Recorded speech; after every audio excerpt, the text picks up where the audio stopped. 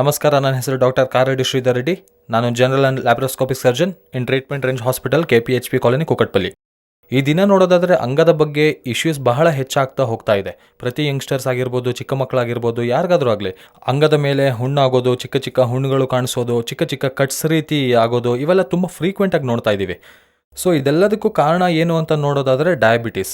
ಮೇಯ್ನಾಗಿ ಈ ಡಯಾಬಿಟಿಸ್ ಅನ್ನೋದು ಪುರುಷಾಂಗದ ಮೇಲೆ ಯಾಕಿಷ್ಟು ಪ್ರಭಾವ ತೋರಿಸುತ್ತೆ, ಇದಕ್ಕೆ ಮುಂಚೆ ಇಲ್ಲದೆ ಇದ್ದಿದ್ದು ಈಗ ಹೇಗೆ ಪ್ರಭಾವ ತೋರಿಸುತ್ತೆ ಅಂತ ತಿಳ್ಕೊಳ್ಳೋಣ. ಸೊ ಅಂಗದ ಮೇಲೆ ಇರುವ ಚರ್ಮ ಏನಿದೆ ಅದು ಫ್ರೀಯಾಗಿ ಮೂವ್ ಆಗಬೇಕು. ಅದು ಎಲಾಸ್ಟಿಕ್ ಆಗಿರುತ್ತೆ. ಯಾವುದೇ ರೀತಿ ಕಟ್ಸ್ ಆಗಲಿ ಅಂಟು ಪದಾರ್ಥವಾಗಲಿ ಇರಬಾರ್ದು. ಇದನ್ನು ಅಂಗ ಅಂದ್ಕೊಳ್ಳೋದಾದರೆ ಇದು ಅಂಗದ ಮೇಲೆ ಇರುವ ಚರ್ಮ ಎಲಾಸ್ಟಿಕ್ ಆಗಿರುತ್ತೆ ಆ್ಯಂಡ್ ಮೇಲೆ ಇರೋ ಚರ್ಮ ಎಲ್ಲೋ ಅಂಟ್ಕೊಳ್ಳೋದಂತೆ ಸ್ಟ್ರೈಟ್ ಆಗಿರುತ್ತೆ ಆ್ಯಂಡ್ ಕೆಳಗಿನ ಚರ್ಮ ಮಾತ್ರ ಇಲ್ಲಿ ಅಟ್ಯಾಚ್ ಆಗಿರುತ್ತೆ. ಇದನ್ನು ಫ್ರೆನ್ಯುಲಮ್ ಅಂತೀವಿ. ಈ ಚರ್ಮ ನೋಡೋದಾದರೆ, ಚರ್ಮದ ವೈಶಿಷ್ಟ್ಯತೆ ನೋಡೋದಾದರೆ ಇದು ತುಂಬ ಎಲಾಸ್ಟಿಕ್ ಆಗಿರುತ್ತೆ. ಅಂದರೆ ಅಂಗ ಚಿಕ್ಕದಾಗಿದ್ದಾಗ ಎಷ್ಟು ಚರ್ಮ ಇರುತ್ತೋ ಅಷ್ಟೇ ಚರ್ಮ ಅಂಗಸ್ತಂಭನ ಆದಾಗ ಕೂಡ ಅಷ್ಟೇ ಚರ್ಮ ಉಪಯೋಗಕ್ಕೆ ಬರುತ್ತೆ. ಅಂದರೆ ಅಷ್ಟೇ ಎಲಾಸ್ಟಿಕ್ ಆಗಿರುತ್ತೆ. ಅದೇ ಚರ್ಮದ ಒಂದು ಗುಣ. ಆದರೆ ಕೆಲವ್ರಿಗೆ ಏನಾಗುತ್ತೆ ಅಂದರೆ, ಹುಟ್ಟಿದ ಮಕ್ಕಳಾಗಿರ್ಬೋದು, ಯಂಗ್ಸ್ಟರ್ಸ್ ಆಗಿರ್ಬೋದು, ಏಜ್ಡ್ ಆಗಿರ್ಬೋದು, ಯಾರಾದರೂ ಆಗಿರ್ಬೋದು, ಅಥವಾ ರೀಸನ್ಸ್ ಏನಾದರೂ ಆಗಿರ್ಬೋದು, ಅದರಿಂದ ಏನಾಗುತ್ತೆ ಅಂದರೆ ಈ ಅಂಗದ ಮೇಲಿರುವ ಈ ಎಲಾಸ್ಟಿಸಿಟಿ ಅನ್ನೋ ಗುಣ ಹೋಗುತ್ತೆ. ಅಂದರೆ ಹಿಗ್ಗುವ ಗುಣ ಹೋಗುತ್ತೆ. ಹಿಗ್ಗುವ ಗುಣ ಹೋಗೋದ್ರಿಂದ ಚರ್ಮ ಅನ್ನೋದು ಹಿಂದಕ್ಕೆ ಬರೋದಿಲ್ಲ, ಬರದೆ ಸ್ಟಕ್ ಆಗೋಗುತ್ತೆ. ಇದನ್ನೇ ನಾವು ಫೈಮೋಸಿಸ್ ಅಂತೀವಿ. ಸೊ ಈ ಫೈಮೋಸಿಸ್ ಬರೋದಕ್ಕೆ ಮುಖ್ಯ ಕಾರಣ ನೋಡೋದಾದರೆ, ನಮ್ಮ ಇಂಡಿಯಾದಲ್ಲಿ ನೋಡೋದಾದರೆ ಮುಖ್ಯ ಕಾರಣವೇ ಡಯಾಬಿಟಿಸ್. 100ರಲ್ಲಿ ನನ್ನ ಹತ್ರ ಬರೋ 100 ಮೆಂಬರ್ಸಲ್ಲಿ ಪೇಷಂಟ್ನ ನೋಡೋದಾದರೆ 80 ಮೆಂಬರ್ಸ್ಗೆ ಡಯಾಬಿಟಿಸ್ ಬಂದಿರುತ್ತೆ. 80 ಮೆಂಬರ್ಸ್ಗೆ ಡಯಾಬಿಟಿಸಿಂದನೇ ಈ ಚರ್ಮಕ್ಕೆ ಇಶ್ಯೂಸ್ ಬಂದಿರುತ್ತೆ. ಮಿಕ್ಕಿರೋ 20%ನಲ್ಲಿ ಚಿಕ್ಕ ವಯಸ್ಸಿನಲ್ಲಿ ಸರಿಯಾಗಿ ಕ್ಲೀನಿಂಗ್ ಮಾಡದೇ ಇರೋದು, ಹಿಂದೆ ಮುಂದೆ ಮಾಡಿ ಕ್ಲೀನಿಂಗ್ ಮಾಡದೇ ಇರೋದು, ಸ್ವಲ್ಪ ಯಂಗ್ಸ್ಟರ್ಸ್ ಆದ ನಂತರ ಕೆಲವು ಸ್ಕಿನ್ ಅಲರ್ಜಿಯಿಂದ ಆಗಿರ್ಬೋದು, ಇಲ್ಲಾಂದರೆ ಅವರು ಕ್ಲೀನಿಂಗ್ ಸರಿಯಾಗಿ ಮಾಡ್ಕೊಳ್ಳದೆ ಇರೋದರಿಂದ ಚರ್ಮದಲ್ಲಿ ಕ್ವಾಲಿಟಿ ಹೋಗಿ ಜೊತೆಗೆ ಹಾರ್ಡ್ ಆಗೋದು ನೋಡ್ತಾ ಇರ್ತೀವಿ. ಸೊ ಈ ಡಯಾಬಿಟಿಸ್ನಲ್ಲಿ ಏನಾಗುತ್ತೆ ಅಂದರೆ, ಶುಗರ್ ಯಾವಾಗ ನಾವು ಯೂರಿನ್ ಮಾಡಿದಾಗ ಅದರಲ್ಲಿ ಶುಗರ್ ಇರುತ್ತೋ ಆ ಶುಗರ್ ಎಲ್ಲ ಇದಕ್ಕೆ ಅಂಟ್ಕೊಳ್ಳೋಕ್ಕೆ ಶುರುವಾಗುತ್ತೆ.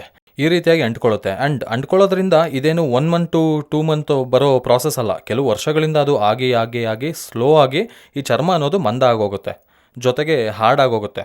ಪೂರ್ತಿ ಚರ್ಮ ಹಾರ್ಡ್ ಆಗೋದ್ರಿಂದ ಏನಾಗುತ್ತೆ ಅಂದರೆ, ಇಲ್ಲೇನಿದೆಯೋ ಈ ಎಲಾಸ್ಟಿಸಿಟಿ ಗುಣ ಹೋಗುತ್ತೆ. ಈ ಎಲಾಸ್ಟಿಸಿಟಿ ಗುಣ ಹೋಗೋದ್ರಿಂದ ಹಿಂದಕ್ಕೆ ಎಳೆಯೋ ಪ್ರಯತ್ನ ಮಾಡಿದರೆ ಅದು ಅಷ್ಟು ಈಸಿಯಾಗಿ ಬರಲ್ಲ. ಬಲವಂತವಾಗಿ ಹಿಂದಕ್ಕೆ ಎಳೆಯೋ ಪ್ರಯತ್ನ ಮಾಡಿದರೆ ಅಲ್ಲಲ್ಲಿ ಕ್ರ್ಯಾಕ್ಸ್ ಉಂಟಾಗುತ್ತೆ. ಈ ಥರ ಈ ಕ್ರ್ಯಾಕ್ಸ್ನಿಂದ ಇನ್ಫೆಕ್ಷನ್ಸ್ ಆಗೋದು, ವಿಪರೀತವಾದ ಪೇಯ್ನ್ ಆಗೋದು, ಹಿಂದಕ್ಕೆ ಎಳೆಯೋಕ್ಕೆ ಸಾಧ್ಯನೇ ಆಗದೆ ಇರೋದು, ಈ ಥರದ್ದೆಲ್ಲ ನೋಡ್ತಿರ್ತೀವಿ. ಸೊ ಈ ರೀತಿಯಾಗಿರೋದನ್ನ ನಾವು ಬೆಲನಿಟಿಸ್ ಅಂತೀವಿ. ಈ ಸ್ಟೇಜ್ನಲ್ಲಿ ಹಾಗೆ ಬಿಟ್ಬಿಟ್ರೆ ನೆಕ್ಸ್ಟ್ ಸ್ಟೇಜ್ಗೆ ಏನಾಗುತ್ತೆ ಅನ್ನೋದಾದರೆ, ಒಳಗಡೆ ಫಾರ್ಮ್ ಆಗುವ ಸ್ಮೆಗ್ಮಾ ಅನ್ನೋದೇನಿದೆ, ಸ್ಮೆಗ್ಮಾ ಅಂತೀವಲ್ಲ, ಆ ಸ್ಮೆಗ್ಮಾ ಆಚೆ ಬರೋಕ್ಕಾಗದೆ ಅಲ್ಲೇ ಉಳಿದೋಗುತ್ತೆ. ಮೆಲ್ಲಗೆ ಜಿಗುಟಿನ ಪದಾರ್ಥದ ಹಾಗೆ ಬದಲಾಗ್ತಾ ಹೋಗುತ್ತೆ. ಆ ಜಿಗುಟಿನ ಪದಾರ್ಥ ಸೋರ್ತಿರುತ್ತೆ. ಅಷ್ಟೇ ಅಲ್ಲದೆ ಸ್ಲೋ ಆಗಿ ಇದೆರಡನ್ನೂ ಅಂಟ್ಕೊಳ್ಳೋ ಹಾಗೆ ಮಾಡಿಬಿಡುತ್ತೆ. ಚರ್ಮ ಮತ್ತೆ ಒಳಗಿರೋ ಗ್ಲ್ಯಾನ್ಸ್, ಅದನ್ನು ನಾವು ಗ್ಲ್ಯಾನ್ಸ್ ಅಂತೀವಿ, ಈ ಗ್ಲ್ಯಾನ್ಸ್ಗೆ ಅಂಟ್ಕೊಳ್ಳೋಕ್ಕೆ ಶುರುವಾಗುತ್ತೆ. ಇದು ಅಂಟ್ಕೊಳ್ಳೋದ್ರಿಂದ ಏನಾಗುತ್ತೆ ಅಂದರೆ ಈ ಚರ್ಮ ಹಿಂದಕ್ಕೆ ಬರೋದಿಲ್ಲ. ಹೀಗಾದರೆ ನಾವು ಇದನ್ನೇ ಬೆಲನೋಪಾಸಿಟಿಸ್ ಅಂತ ಕರಿತೀವಿ. ಸೊ ಬೆಲನಿಟಿಸ್ ಆಗಲಿ ಬೆಲನೋಪಾಸಿಟಿಸ್ ಆಗಲಿ ಇವೆರಡನ್ನ ನೋಡೋದಾದರೆ ಫ್ಯೂಚರ್ನಲ್ಲಿ ಹಾಗೆ ಬಿಡೋದ್ರಿಂದ ಕ್ಯಾನ್ಸರ್ ಬರೋ ಚಾನ್ಸಸ್ ಇರುತ್ತೆ. 3 to 5% ಜನಕ್ಕೆ ಕ್ಯಾನ್ಸರ್ ಬರೋ ಚಾನ್ಸಸ್ ಇರುತ್ತೆ. ಹೆಚ್ಚಾಗಿ ಬೆಲನಿಟಿಸ್ ಮತ್ತು ಬೆಲನೋಪಾಸಿಟಿಸ್ ಪೇಷಂಟ್ಗೆ ಇರುತ್ತೆ. ಅಂದರೆ ರೆಗ್ಯುಲರ್ ಆಗಿ ನಾರ್ಮಲ್ ಪೇಷಂಟ್ ಜೊತೆ ಕಂಪೇರ್ ಮಾಡೋದಾದರೆ, ಸೊ ಏನಾದರೂ ಈ ಬೆಳ್ಳಗಿನ ಜಿಗುಟಿನ ಪದಾರ್ಥ ಬರೋದಾಗಲಿ, ಹೊಳಪು ಕಳ್ಕೊಳ್ಳೋದಾಗಲಿ, ಕ್ರ್ಯಾಕ್ಸ್ ಫಾರ್ಮ್ ಆಗೋದು, ಆ ಚರ್ಮ ಉಬ್ಬಿದಂತೆ ಕಾಣೋದು, ಹಿಂದಕ್ಕೆ ಬರದೇ ಇರೋದು, ವಿಪರೀತವಾದ ನೋವು, ಉರಿ ಬರೋದೆಲ್ಲ ಲಕ್ಷಣಗಳೇ ಡಯಾಬಿಟಿಕ್ಸ್ನಲ್ಲಿ ನೋಡೋದಾದರೆ ಇದನ್ನೇ ನಾವು ಬೆಲನಿಟಿಸ್ ಅಂತೀವಿ.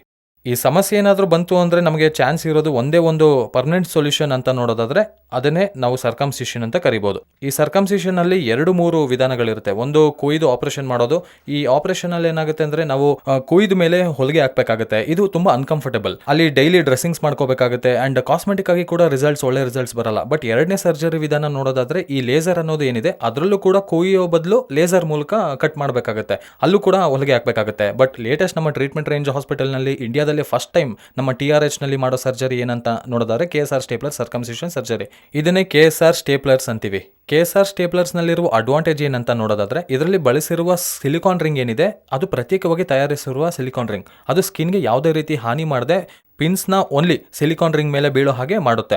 ಇದರಿಂದ ಏನಾಗುತ್ತೆ ಅಂದರೆ ಈ ಸರ್ಕಮ್ಸಿಷನ್ ಸರ್ಜರಿ ಒಂದೊಂದು ಪೆನಿಸ್ಗೆ ಒಂದೊಂದು ಸೈಜ್ ಅನ್ನೋದು ನಮ್ಮಲ್ಲಿ ಅವೈಲಬಲ್ ಇರುತ್ತೆ. 12 ಸೈಜ್ನಿಂದ ನಮ್ಮ ಹತ್ರ 35 ಸೈಜ್ವರೆಗೂ ಅವೈಲಬಲ್ ಇರುತ್ತೆ. ಅವರವರ ಪೆನಿಸ್ ಸೈಜ್ಗೆ ತಕ್ಕಂತೆ ನಾವು ಅಪ್ರಾಕ್ಸಿಮೇಟ್ ಯಾವ ಸೈಜ್ ಹಾಕ್ತೀವಿ ಅನ್ನೋದನ್ನು ಅದ್ರ ಮೇಲೆ ಮೆಜರ್ಮೆಂಟ್ ಮಾಡಿ ಅಪ್ರೋಪ್ರಿಯೇಟ್ ಸೈಜ್ ಹಾಕ್ತೀವಿ. ಇದರಿಂದ ಏನಾಗುತ್ತೆ ಅಂದರೆ ಅಕ್ಯುರೇಟ್ ಕಾಸ್ಮೆಟಿಕ್ ರಿಸಲ್ಟ್ಸ್ ಬರೋದಲ್ಲದೆ ಯಾವುದೇ ರೀತಿ ಎಡಿಮೆ ಆಗಲಿ ಬರದಂತೆ ತಡಿಬೋದು. ಸೊ ಸ್ಟೇಪ್ಲರ್ ಸರ್ಕಮ್ಸಿಷನಲ್ಲಿ ಏನು ಹಾಳಾಗಿರುತ್ತೋ ಈ ಸ್ಕಿನ್ನ ಈ ರೀತಿಯಾಗಿ ನಾವು ತೆಗೆದು ಹಾಕಬೇಕಾಗುತ್ತೆ. ಇಷ್ಟು ಸ್ಕಿನ್ನ ತೆಗೆದು ಹಾಕ್ತೀವಿ. ಯಾವಾಗಿದು ಮೇಲಿರೋ ಚರ್ಮ ಎಲಾಸ್ಟಿಕ್ ಆಗಿರುತ್ತೆ, ಈ ಮುಂದೆ ಇರೋ ಭಾಗ ಎಲಾಸ್ಟಿಸಿಟಿ ಹೋಗಿದೆ, ಬಟ್ ಹಿಂದೆ ಇರೋ ಚರ್ಮಕ್ಕೆ ಎಲಾಸ್ಟಿಸಿಟಿ ಇರುತ್ತೆ. ಹಾಗಾಗಿ ಈ ಚರ್ಮ ಅನ್ನೋದು ಎಲಾಸ್ಟಿಕ್ ಆಗಿರೋದ್ರಿಂದ ಇಲ್ಲಿಗೆ ಬಂದು ಸೆಟ್ ಆಗುತ್ತೆ. ಸೊ ಇಲ್ಲಿ ನಮಗೆ ಪಿನ್ಸ್ ಬೀಳುತ್ತೆ. ಸೊ ನಮ್ಮ ಚರ್ಮ ಇಲ್ಲಿವರೆಗೆ ಇರುತ್ತೆ, ಬಟ್ ಅಂಗ ಚಿಕ್ಕದಾಗಿದ್ದಾಗ ಇದು ಮತ್ತೆ ಮೊದಲಿನ ಹಾಗೆ ಅಂಗ ಇಲ್ಲಿವರೆಗೂ ಕವರ್ ಮಾಡುತ್ತೆ. ಬಟ್ ಅಂಗ ದೊಡ್ಡದಾದಾಗ ಮಾತ್ರ ಮುಂದಕ್ಕೆ ಹಿಂದಕ್ಕೆ ಬರೋದು ನಡೆಯುತ್ತೆ. ಸೊ ಪೂರ್ತಿಯಾಗಿ ಚರ್ಮ ಇಲ್ಲ ಅಂತ ಬಾಧೆ ಪಡೋ ಅವಶ್ಯಕತೆ ಇರಲ್ಲ. ಸ್ವಲ್ಪ ಚರ್ಮ ಈ ಅಂಗನ ಕವರ್ ಮಾಡುತ್ತೆ, ಹಾಗಾಗಿ ಯಾವುದೇ ರೀತಿಯಾದ ಇಶ್ಯೂಸ್ ಇರೋದಿಲ್ಲ. ಕೆಲವರಿಗೆ ಸೆನ್ಸೇಷನ್ ಇರುತ್ತೆ, ಅದನ್ನು ಮುಟ್ಟಿದ ಕೂಡಲೇ ಜೆಲ್ ಅನ್ನೋ ಸೆನ್ಸೇಷನ್ ಬರ್ತಾ ಇರುತ್ತೆ. ಸೊ ಈ ಬೆಲೆನಿಟೀಸ್ಗೆ ಈ ರೀತಿಯಾದ ಸ್ಟೇಪ್ಲರ್ ಸರ್ಕಮ್ಸಿಷನ್ ಮಾಡೋದು only 5 minutes procedure and half an ಅವರ್ನಲ್ಲಿ ಡಿಸ್ಚಾರ್ಜ್ ಮಾಡಿ ಕಳಿಸ್ತೀವಿ. ಆರಾಮಾಗಿ ಅವರವರ ಡ್ಯೂಟಿಗೆ ಹೋಗ್ಬೋದು. ಯಾವುದೇ ರೀತಿ ಕುಯ್ಯೋದು, ಹೊಲಿಗೆ ಹಾಕೋದು ಏನೂ ಇರೋದಿಲ್ಲ. ಒಂದು ಚುಕ್ಕಿ ರಕ್ತ ಕೂಡ ಬರೋದಿಲ್ಲ. ಪ್ಲಸ್ ಪೋಸ್ಟ್ ಆಪ್ರೇಷನ್ ಕೂಡ ನೋಡೋದಾದರೆ ತುಂಬ ಮಿನಿಮಲ್ ಪೇಯ್ನಿಂದ ನಾವು ಸರ್ಜರಿ ಮಾಡಿಸ್ಕೋಬೋದು. ತುಂಬ ಮಿನಿಮಲ್ ಪೇಯ್ನ್ ಇರುತ್ತೆ. ಅಂದರೆ ಆಫೀಸ್ಗೆ ಹೋಗದೆ 15 ದಿನ ಲೀವ್ ಹಾಕುವಷ್ಟು ದೊಡ್ಡ ಸರ್ಜರಿ ಏನಲ್ಲ. ಇದು ತುಂಬ ಸಣ್ಣ ಸರ್ಜರಿ. ಇಮಿಡಿಯೇಟ್ ಆಗಿ ಡ್ಯೂಟಿ ಕೂಡ ಹೋಗ್ಬಿಡ್ಬೋದು. ನೆಕ್ಸ್ಟ್ ಡೇನಿಂದನೇ ಜೊತೆಗೆ 3 ವಿಚಾರ ಬಹಳ ಇಂಪಾರ್ಟೆಂಟ್. ಒಂದು ಕ್ಲೀನಿಂಗ್, ಅಂದರೆ ನಾವು ಸಿಲಿಕಾನ್ ರಿಂಗ್ ಹಾಕಿರ್ತೀವೋ ಅದ್ರ ಮೇಲೆ ನೀರು ಹಾಕಿ ಸೋಪ್ ಹಾಕಿ ತೊಳ್ಕೊಳ್ಳೋದು ತುಂಬ ಇಂಪಾರ್ಟೆಂಟ್. ಆ್ಯಂಡ್ ಎರಡನೇದು ಅಂಗಸ್ತಂಭನ ಮಾಡ್ದಂಗೆ ನೋಡ್ಕೋಬೇಕು. And 10 to 15 ಡೇಸ್ವರೆಗೆ. ಮೂರನೇದು ಮೋಸ್ಟ್ ವಾಂಟೆಡ್, ಸಂಭೋಗ ಮಾಡಬಾರ್ದು, ನೋ ಇಂಟರ್ಕೋರ್ಸ್. ಅಟ್ಲೀಸ್ಟ್ 1 ಮಂತ್ವರೆಗೆ ಈ 3 ಜಾಗ್ರತೆ ತಗೊಳ್ಳೋದೇ ಆದರೆ ಸರ್ಜರಿ ಮಾಡಿಸ್ಕೊಂಡಿರುವ ಫೀಲಿಂಗ್ ಕೂಡ ಇರೋದಿಲ್ಲ. ಸೊ ಈ ರೀತಿಯಾದ ಬೆಲೆನಿಟಿಸ್, ಬೆಲೆನೋಪಾಸಿಟಿಸ್, ಫೈಮೋಸಿಸ್ ಅಂಗಕ್ಕೆ ಸಂಬಂಧಪಟ್ಟ ಯಾವುದೇ ಇಶ್ಯೂಸ್ ಇದ್ರೂ ಕೂಡ ಟ್ರೀಟ್ಮೆಂಟ್ ರೇಂಜ್ ಹಾಸ್ಪಿಟಲ್ನಲ್ಲಿ ಅವೈಲೇಬಲ್ ಇರ್ತೀನಿ. ನನ್ನನ್ನು ಸಂಪರ್ಕ ಮಾಡ್ಬೋದು. ಆ್ಯಂಡ್ KSR ಸ್ಟೇಪ್ಲರ್ನಲ್ಲಿ ಸರ್ಕಮ್ಸಿಷನ್ ಸರ್ಜರಿ ತುಂಬ ಈಸಿಯಾಗಿ ಮಾಡಿಸ್ಕೋಬೋದು. Thank you very much.